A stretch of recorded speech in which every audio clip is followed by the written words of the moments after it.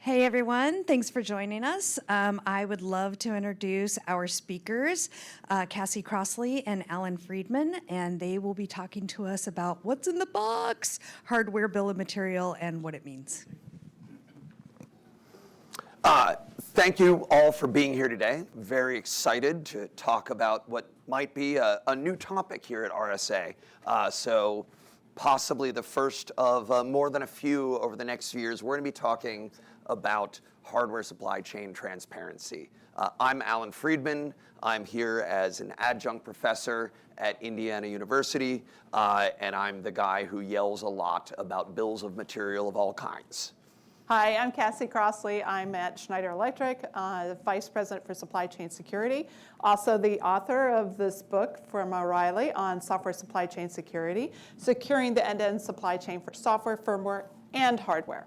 And if you are interested in learning more about software supply chain, that is probably the best resource out there. And I say that as someone who does not have any share in that book. It's a great volume. Before we begin, in addition to the usual RSA disclaimer, I do want to make it very clear that I am here speaking in my capacity as a researcher and as a teacher, not representing CISA or any part of the government whatsoever. So if you are attributing anything that's said, please make it very clear that this is not coming from the US government. All right. So what are we going to be talking about today? We're going to be talking about things. And in particular, we're going to be talking about what's inside the things. So things is a pretty broad category. Usually, especially when I'm out in San Francisco, when I'm talking about things, maybe I'm talking about wine. Cassie and I spend a lot of time talking about wine. But we're not just going to talk about any wine. We're going to say, what kind of wine?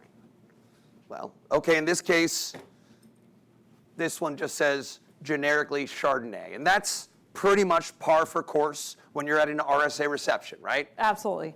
So, but what kind of wine do you like? I like sparkling wine, and I'm going to save this one and drink it. So, who doesn't love a little bubbles? But sometimes you want to be clear about what kind of bubbles, right? So is it sparkling wine? No, it's got to be Ruinart. And something that's fun to note about that is that is, one, delicious. It's one of my favorite champagnes. But two, you actually have to pay attention to where things come from. We're talking about provenance. In the wine world, this is terroir, right?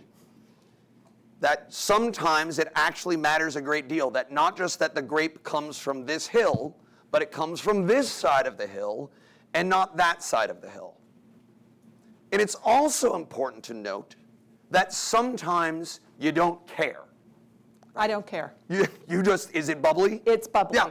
And I want to know that it comes from champagne, but maybe I'm less picky because of aforementioned small salary making at a professor of what kind of champagne. I'm not that picky. And also, so some people don't care because they don't have to. But the scary thing is when the people who make the wine don't care about it. That should be a very dangerous signal of if someone is making our wine and just says, where's the grape from? Don't know. Found it. We're not excited about that. So today, you've come up here rather than playing in some of the really cool things in the sandbox. So thank you for coming up here.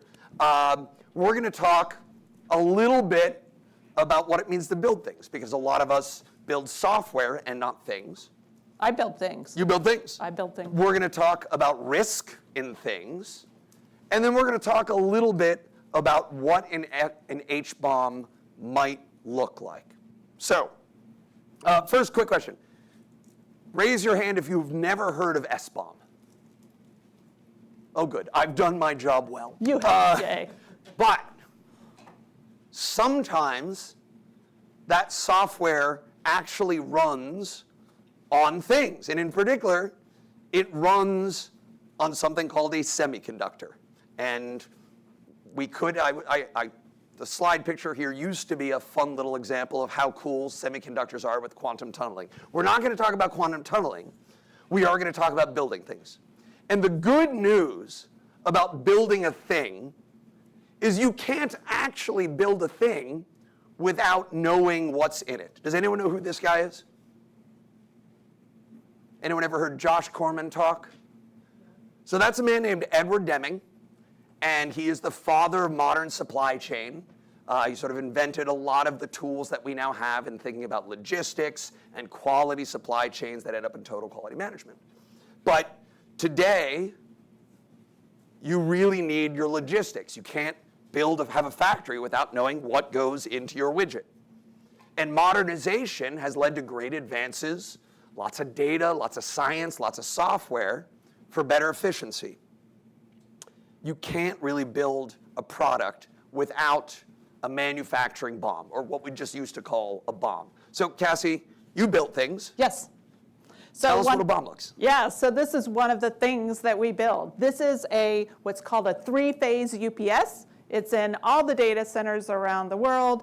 It is an awesome piece of equipment, and it actually is 3 major components and parts that make this system. It has an HMI, you see that screen in the middle. It has a network card hiding in there, because otherwise how's it going to talk to the rest of the network? And then it's actually got the logic board that's running that UPS. So I've got 3 different bill of materials for hardware, and then I've got 3 different bill of materials for software. So you have all of the data you need, right? Yeah. For software, it was quite easy when we did the analysis for hardware. That was hard for us to gather. So turns out that the standard BOM may not be enough. It's useful for manufacturing. Right. You guys manufacture lots and lots of things, but this is not a conference about manufacturing, right? We are here for a conference about security, and it turns out semiconductors have risks too. So has anyone ever heard of downfall or augury, left or location? There are all these. One of the cool things I like about hardware hackers is, one, they've always seemed a little cooler than people who find software vulnerabilities, but also they have fun names. I'm guessing everyone here has heard of Spectre and Meltdown, yes? Yes. Right? So we know that there are flaws and vulnerabilities in semiconductors, and that's just the elite stuff. Right? As we go down the supply chain, it may or may not get scarier. But also, there's a risk of counterfeits. That's right. Would you ever use a fake chip? No, not on purpose, right? So, but especially in today's world, I could have millions of chips in my supply chain that I'm always bringing in. And in fact, there are a couple of cases where companies have sold the US government something that on the outside of the box said one brand, and on the inside of the box, there were pieces that were not from that brand, and they got in a lot of trouble and had to pay a lot of money, and everyone lived happily ever after. There's also increasingly a real risk of active tampering. And the most extreme case has nothing to do with semiconductors, but a question of what stops along the way some pagers made between a manufacturing plant and southern Lebanon. This is becoming a major national security issue, right? The things that we are depending on, not just to keep the lights on, although that's pretty darn important. Yes. But that run our national security systems are also dependent on various supply chain concerns. Right, and those chips, I mean, they're not all like your iPhone, which has a system on chip that's custom made for iPhone. A lot of these chips are commodity chips. So they are manufactured by many different companies, the exact same chip and part number, and they're all out there. You're saying that there's more than just my CPU in my CPU over there. That's right. Okay? So the challenge here, the first part, is not to say we can fix semiconductor risk any more than we can fix software risk, right? The first part is to find that known badness, however we define badness. And that gets complicated, right? Right, and so foreign ownership, if you don't know the FOCI, foreign ownership and controlling interest, FOCI, is such a major activity now if we're wanting to sell to the US government. And also when there's compliance and sanctions and regulations, and what became a separate topic is now tied in with security. So there's a lot going on that cybersecurity people, especially in the software world, are now having to pay attention to if they have any kind of physical products. So this comes back to our terroir, or our provenance, right? Being able to track where something come from and what might have happened to it. So we go from where the grapes are and what machinery they went to, I don't know, where did the chips come from? Or how were they assembled on a board? Right, and it's not just the actual physical product, it's the people who are involved and the services. So just like you might have an inspector for wine or anybody in the bottling process plant, the same with the chips. Like who's flashing all of that, those chips? That's a big deal, and that's not something you can find on the chip itself. I think the human matters was the RSA slogan last year, right? Right. But it's not less true this year. Yeah. So, as we think through our transparency vision, what are we trying to get done? Well, at its core, the goal of this is to make sure that across the supply chain, we can understand what is there.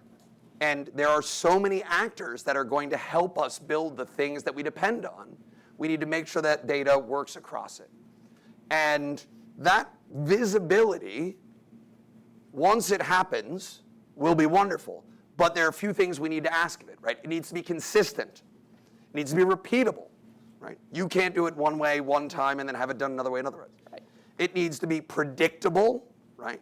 Before I buy something, I need to know that I can expect a certain amount of data and quality. It needs to be portable, right? When I switch manufacturers, if I'm using two manufacturers, because do you ever rely on two suppliers for the same product? Absolutely. So, and perhaps most importantly, it needs to be automatable, right? If we are doing anything in security in 2025, and we're not doing it built for automation, we're doing it wrong. Right, and a lot of this is stuff we were already doing, but when it comes from a security view or where the data is and how accurate the data is, it's quite difficult.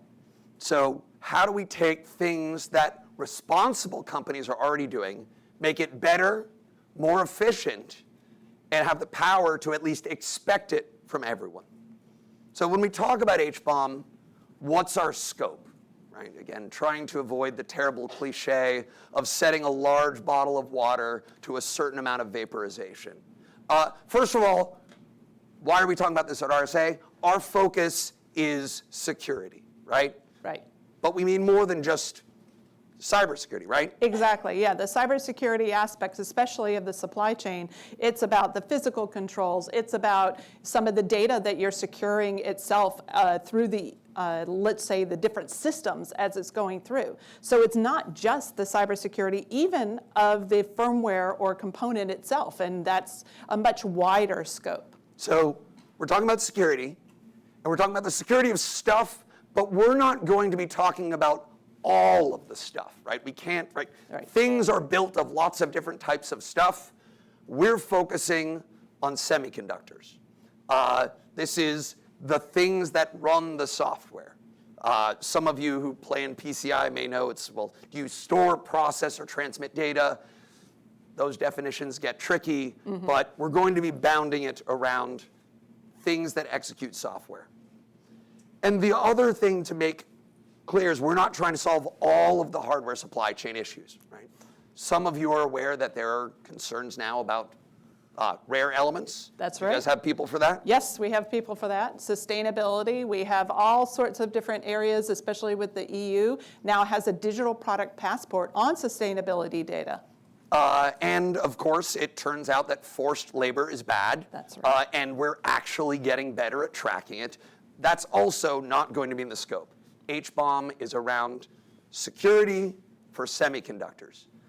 But in terms of who has to pay attention, who do we want to build this for, that is a broad scope, right? That has to be cross-sector because we all use the same chips. And so if we try to design a solution just for the national security community, well, great, okay, DoD contractors get a little more money, but what about telecom? What about automotive? What about healthcare? What about keeping the lights on? That's right.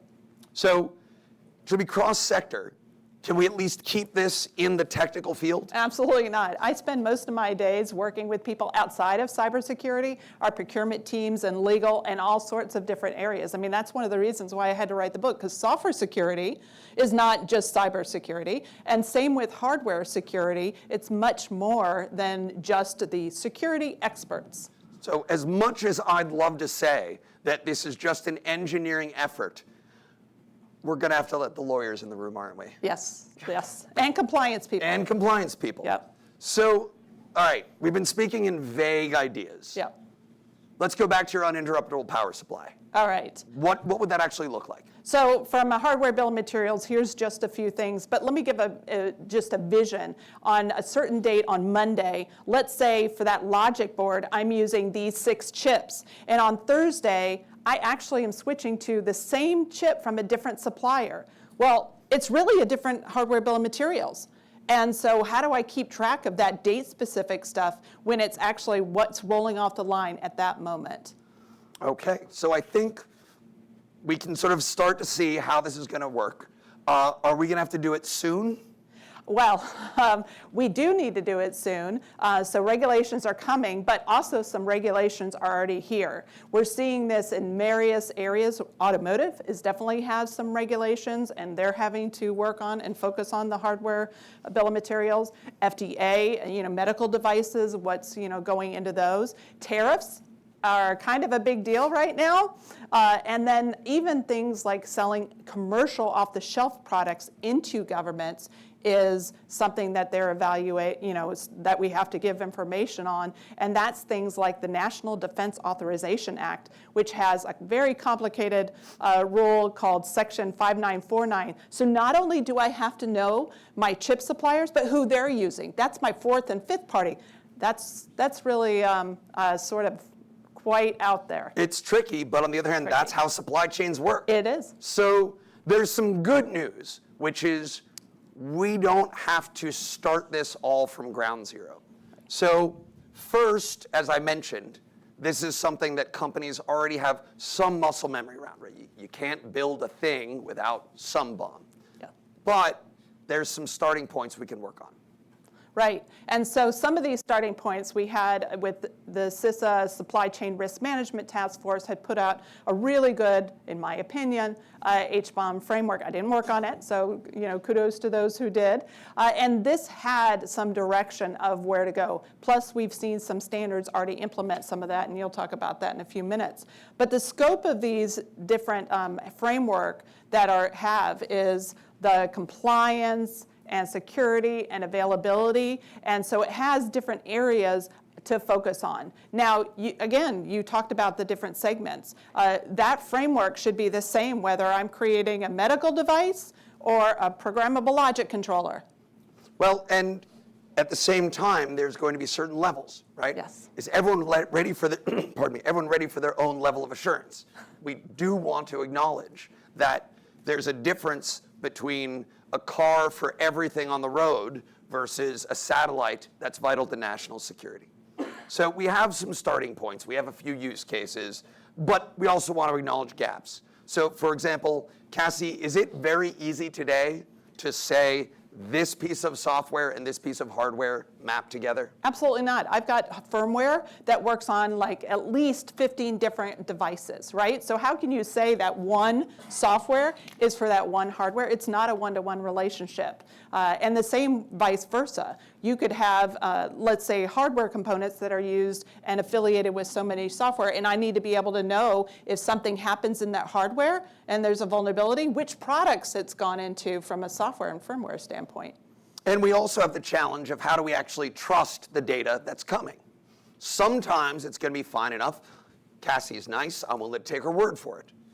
Sometimes it's a really important occasion where either I don't know Cassie so I'm not ready to trust what she says, or it's an important enough question that someone might be trying to tamper with the data along the way or inject false data into the system. And so when necessary, we need to build this out in a way that can have trust. And similarly, if you don't trust just the data mechanism, you're going to have to come in and say, someone's going to have to come along and say, yes, that is the data and the process is going well. Now, don't get me wrong. I want to make sure that we make consultants unemployable as much as the next person. But every so often, we're going to have to bring in some auditors to help guarantee things. That's right. But as I mentioned, as we said before, we're not inventing this from scratch. There are some efforts out there that have started this effort. We don't think that any of them right now are ready to be the single solution for everything. And so this effort is going to have to take this approach, start in the middle, and then build down to some of the existing technical standards. So CycloneDX, great open source initiative out of OWASP. SPDX, great open source initiative out of the Linux Foundation. Both of those have HBOM components and some of the tooling. Although, again, I don't think that anyone's actually implemented anything in either of those. Yeah, I don't have a connection to my enterprise resource management tools and the manufacturing floor to produce, let's say, a auditable HBOM at the moment of creation. Right.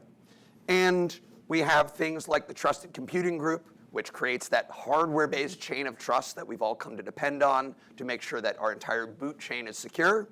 They have something called a platform certificate. Great start to making sure that in certain contexts, we have cryptographically supported data about what's in there. And then, of course, there's what companies are doing already.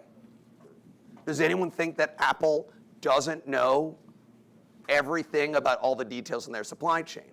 So one, we need to make sure we're not going to cause folks who've invested in it to have to do something completely different.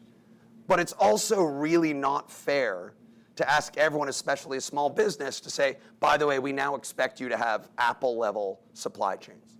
So there are lots of efforts out there already that we need to make sure we can build on and only nudge as needed. And then there's some major work that's coming from one of the major manufacturing associations that, again, is going to be one approach, but may not be the overall approach. I do want to flag one engineering challenge that we always bump into whenever we try to enumerate things. And that's naming things is really hard, right? A rose by any other name would really mess up my ERP. Global identifiers are very hard, right? Does your plane have a 3/16 machine screw, or does it have a Lockheed Martin Magic Wonder screw? Well, it just depends how we're keeping the databases. We've got SKUs, we've got lots, we've got relabeling and refactoring. And we can't even do this for software. For hardware, it gets even trickier. The good news is that there are lots of naming schemas out there.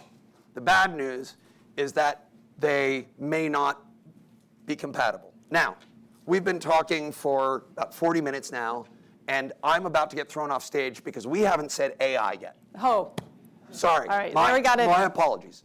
This actually is one of these great areas where language systems can play a huge role in saying, we understand this data space, we understand this data space. It turns out it's pretty trivial in certain conditions to map across them. So that, I think, is going to be one approach. So if we're getting better at managing the data, do we have to keep it secret?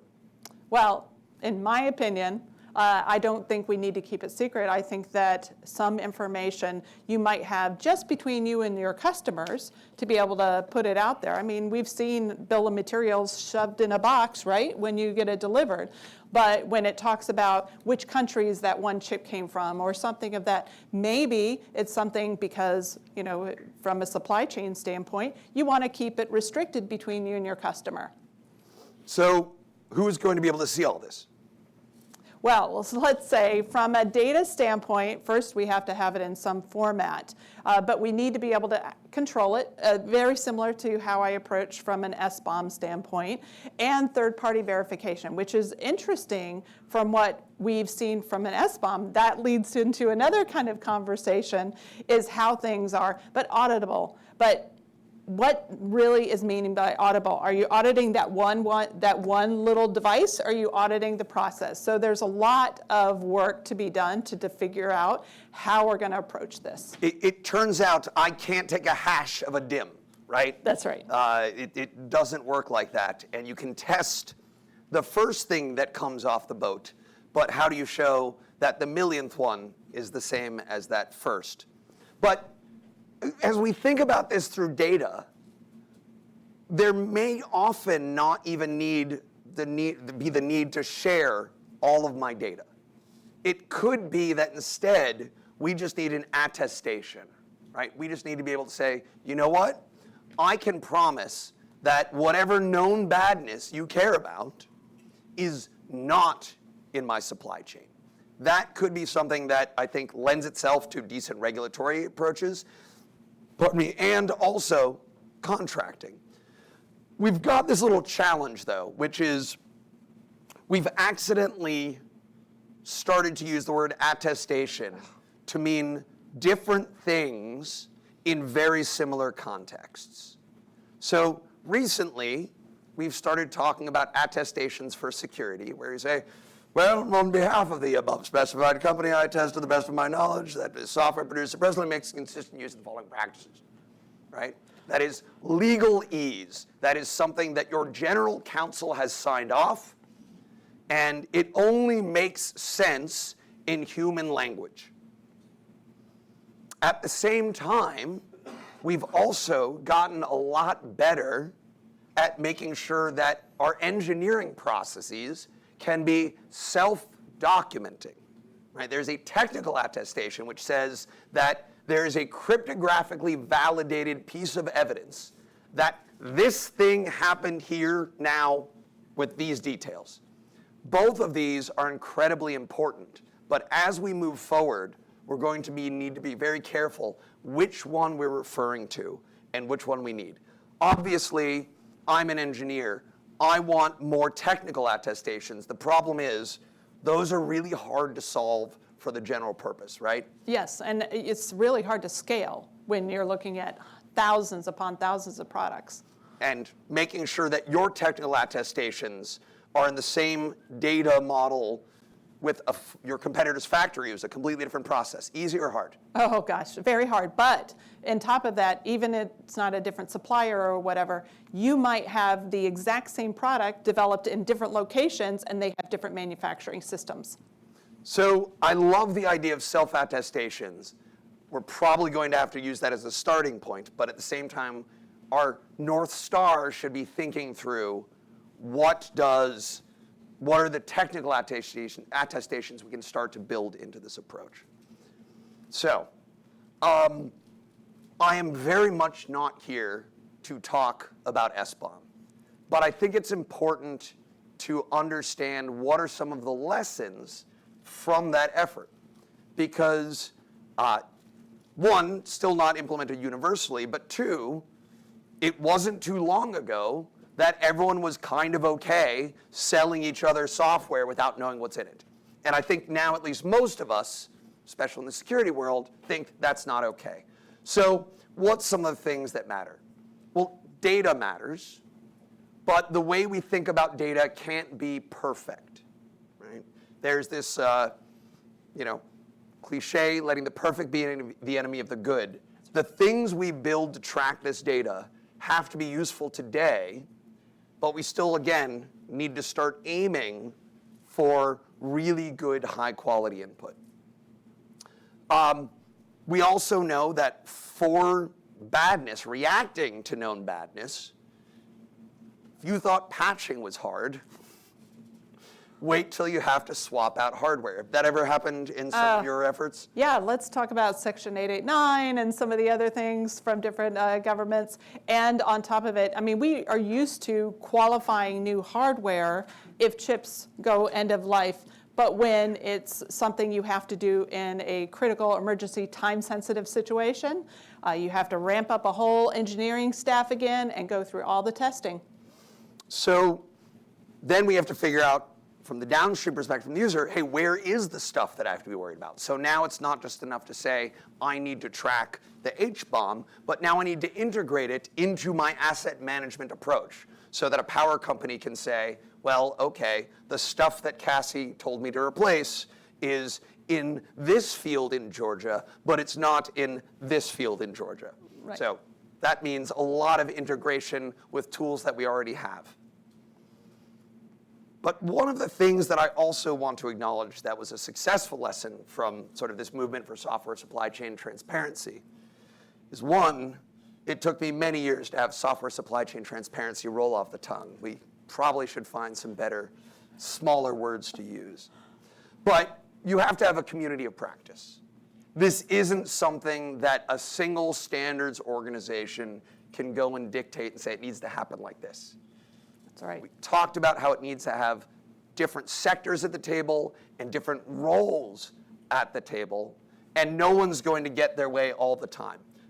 I'm guessing you get pretty frustrated sometimes when we have our discussions around software. Yes, and for many years I've been like, oh, don't forget H-bombs, don't forget hardware, because for me it's not software in isolation. So much of what I'm doing is tied together. And as the world gets, both software's eating the world, but it's still being instantiated more and more in our world. Like, yes, the embeddedness is eating our world. So the vision as we think about this risk is to focus on a transparency layer, right? You notice that we haven't talked about what the policies should be. That's not what we're here to do, and it's not our jobs. We haven't talked about what risk management approach is going to be right for you. We've just acknowledged that different people are going to have different risk management requirements. So if we're going to be able to get our hands around this risk, it's important to say, let's build a data layer and keep it isolated that we can layer things on top of.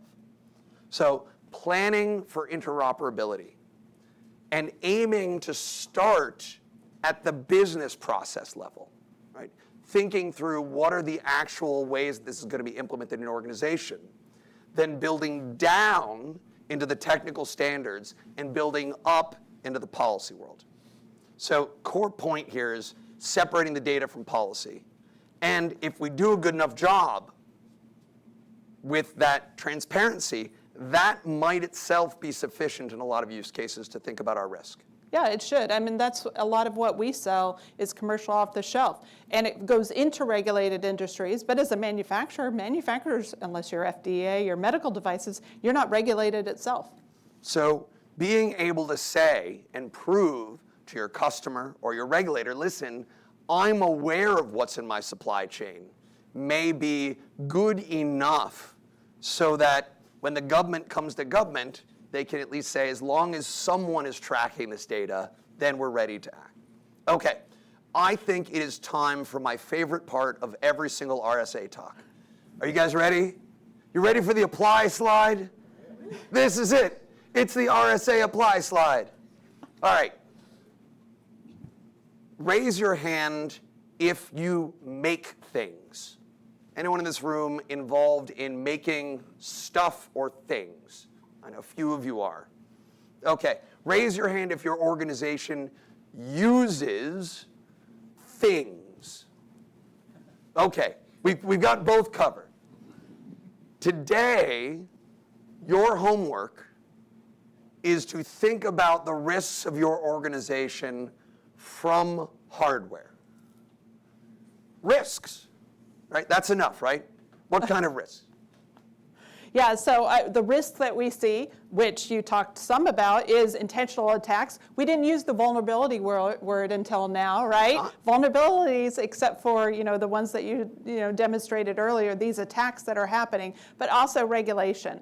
And regulation, whether it be certain things on semiconductor chips, but for those that are using all of those. So a lot of that is something you need to consider. Like, are you even allowed to use that product? And this goes over to that overlap between compliance and tariffs and import and export control is, can you be using that in your organization? So remember, GRC covers the G and the C, sandwiching the R, right? That's right. So that's what we want your homework to be today. Your 3-month assignment, and if you're like me, you just measure the calendar by the conference cycle. So by the time DEF CON rolls around, what do we want you to do? Well, we'd like you to think about some of the existing tools to track your hardware risk. There are some of them out there today. I personally think there are going to be a lot more in the next few years. There better be. Well, so we're going to add that as on the fly, we're going to throw another apply thing, which is if you are in the business of funding other people, start thinking about solutions that you can fund. That's right. But one of the nice things about being a customer is you can always be a pain in the ass to your supplier, right? Cassie, you love it when I your love it. customers That's give you why I come to questionnaires. these things. I boldly wear, talk to me. So your homework is to go to one of your suppliers, whether you make things that go into your product or whether you just use a lot of stuff, and say, how are you thinking about your hardware supply chain? And their answer may be, we don't. In fact, I'm guessing for a lot of them, it will be we don't. But that's a good data point. And you should start figuring out when is going to be time for you to ask them to give you a different answer. And then the last piece is stay tuned for an effort to build something a little more coordinated and a little more organized across sectors. So there's a lot of fun things going on. We think hardware is an overlooked part of our cybersecurity world today, and we're confident that we're going to have to pay a lot more attention to it, hopefully before it's too late.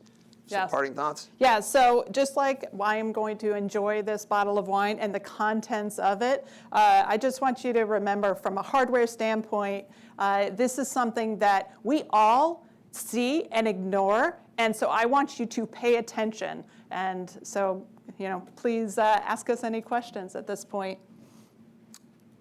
All right, we have a microphone for posterity, and Excellent.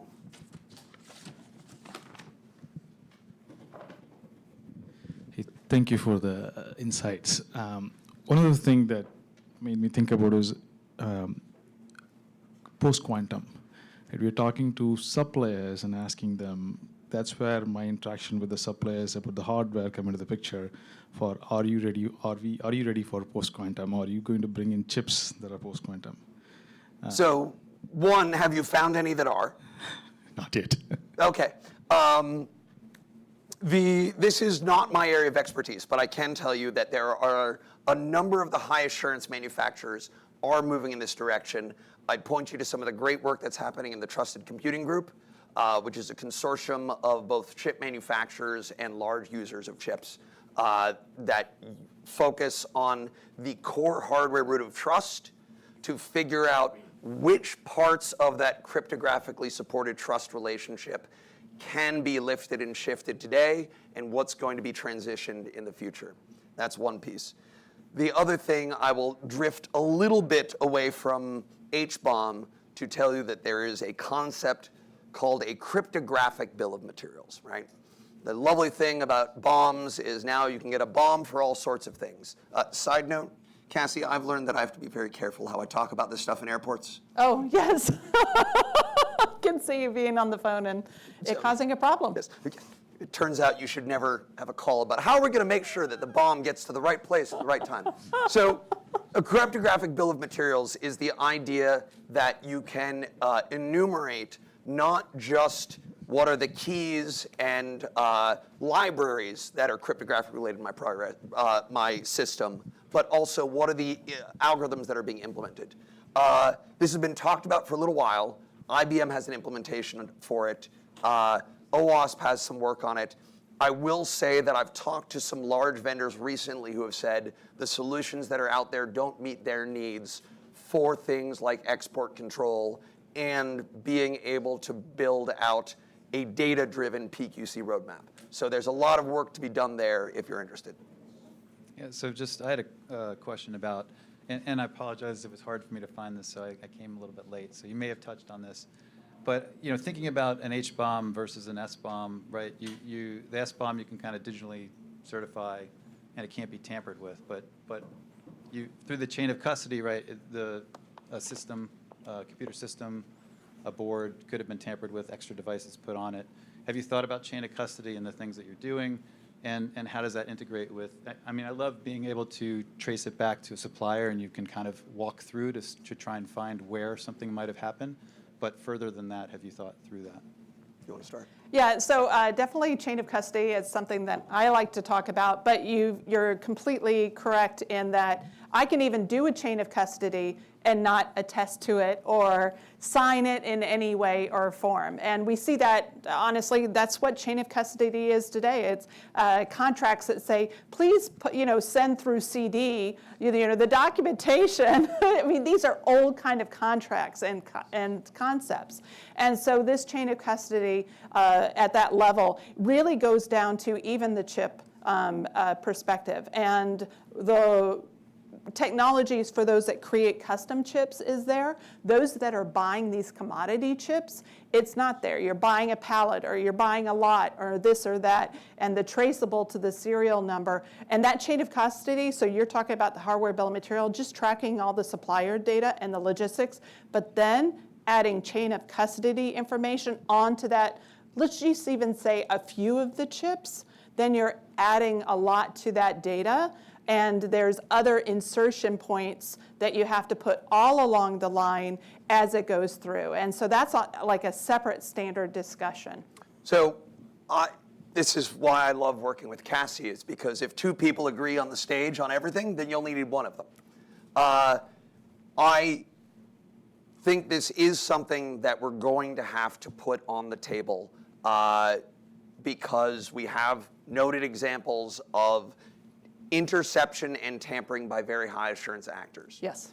And that often is going to be something as straightforward as we know that this container was in Singapore from this date to this date, but it's very important that we know whether it was at the International Freeport, which is guarded by former Marines, or whether it's by the local port, which you can get access to for a hot dog.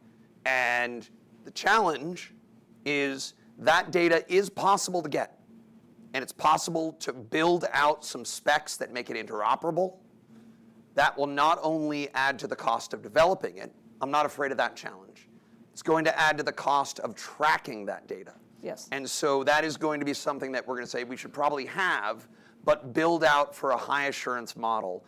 And the other thing about that high assurance mentality is if you're worried about that kind of threat actor, you now need to make sure that not only is that data being collected, but it's being collected and handled in such a way that my elite threat actor can't also attack. Not impossible, almost certainly necessary, but expensive. Yes. Alan, Cassie, thank you so much for bringing up such a nice talk. You briefly touched upon security as well, but what made me curious is, okay, let's take a step back. So I understand that BOM or hardware bomb is amazing. We can do it cryptographically, technically, paper-wise, whatever. But Sold. yeah, but why? What are some of the threat scenarios which actually prove that not having a way of tracking the life cycle of manufacturing is really, really a big problem? Give me some examples where the satellite that we from US have sent out has let's say a backdoor from US or China or something as solid as convincing for me as an industrialist to invest like thousands of millions of dollars to do this. No, you go first. Speaking in my capacity as an engineering faculty member, one is if you look at the amount of cool hardware vulnerabilities that we're discovering, that is definitely one of those things that is going up. Hardware-driven CVEs weren't a thing, and now they are not a thing, but we're finding a lot more of them. And as we look down the supply chain, it turns out there's a lot more risk just from the flat-out vulnerability approach. You're to say, you know what? Vulnerabilities, does anyone really care about that? willing to give you that. I think if you're not worried about that, the fact is that this is going to be something that is going to be driven in large part by a compliance requirement that is coming. And again, I'm just speaking purely as someone in wearing an academic hat, that there are policies on the book now, and there will be far more coming, which say, if nothing else, you've got to pay for what's in your product, depending on where it's from. And I see it all the time in import-export compliance, but also traceability requirements. Which to me is different terminology than chain of custody. Like, can I go back through the chain and figure out what were some of the items? Because just like our P-certs and things like that are focused on software, when it comes to hardware, and you end up with another Spectre meltdown, it's very complicated. So having that traceability, it will happen. And so investing and working through the process now so that you can go, oh yeah, that line that came off in March, which we've seen, honestly, with WannaCry in the manufacturing lines that were affected, is knowing what products went through the line during that period of time to see if there was, because there were certain products in the world that actually also had that operating system that could have been infected. So we're seeing that from a hardware standpoint. Again, it's more compliance, but with this traceability and being able to have that hardware bill of materials at the product level, and all of the data associated with it, we're going to be able to do what's normal in the safety world from a recall standpoint, but not in hardware security. So core pain point in the middle of the supply chain is going to be just the assessment of what is the supply chain risk. And a lot of us learned during COVID that people didn't have nearly as good enough grasp on this particular part of the supply chain, right? Lots of the supply chain was messed up. But chips in particular are such a binding constraint that having greater awareness brings intrinsic value for overall manufacturing efficiency. But I also do want to point out, and again, wearing my hat purely as a teacher and a researcher, is that there is a policy on the books in the United States today that says that by 2029, no car that is sold in the United States can have any Chinese part in it. So one, I will let you speculate on whether that is a realistic goal based on current policy. But two, just to finish this point, two, industry being able to counter offer and say, not China bad always, but being able to demonstrate that they have thought through the risks of their hardware supply chain is going to allow a much more effective and efficient way to handle what is a very real national security risk. So you are right that everyone who is pushing for this topic should demand, show me the value, show me the ROI.